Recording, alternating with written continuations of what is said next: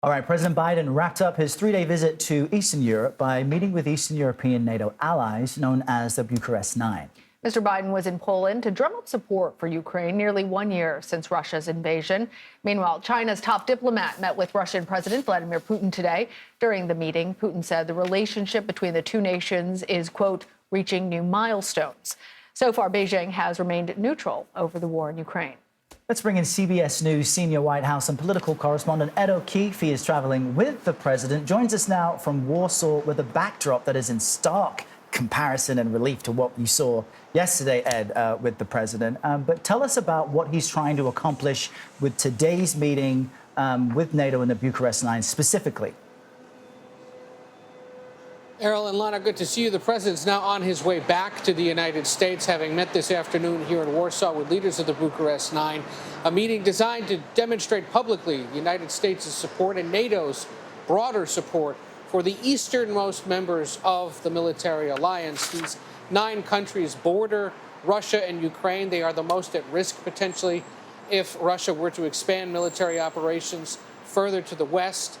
And the president was eager during this trip here to Eastern Europe to convey his support publicly, not only for Ukraine by making that dramatic trip to Kyiv, but also to Poland, which, of course, absorbed more than 1 million Ukrainian refugees and is housing now 10,000 U.S. troops, give or take, that are here assisting with NATO operations, but then also those countries that form the eastern flank of NATO. The meeting went on just a few hours ago, lasted for about 90 minutes or so, and the president reiterating perhaps the most sacrosanct part of the NATO treaty, Article 5, that an attack on one member nation is an attack on all. In other words, saying if Vladimir Putin and the Russian military opt to strike any member of NATO, the United States will join the response.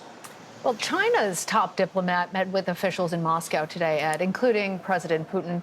Explain for all of us why this visit is so significant.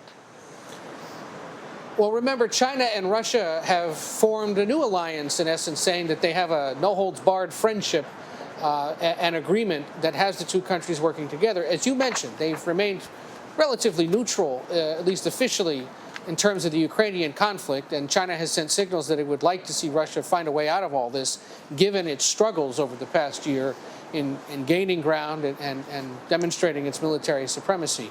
But the visit by China's top envoy is believed to be laying the groundwork for a potential visit by President Xi at some point later this year.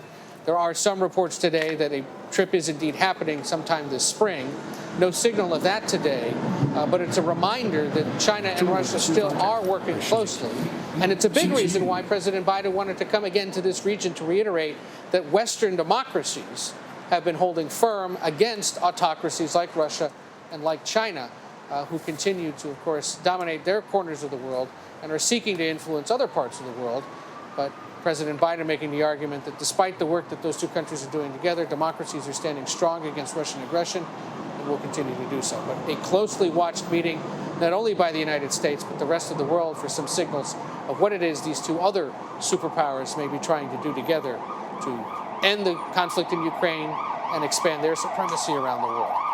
All right, Ed, thank you very much.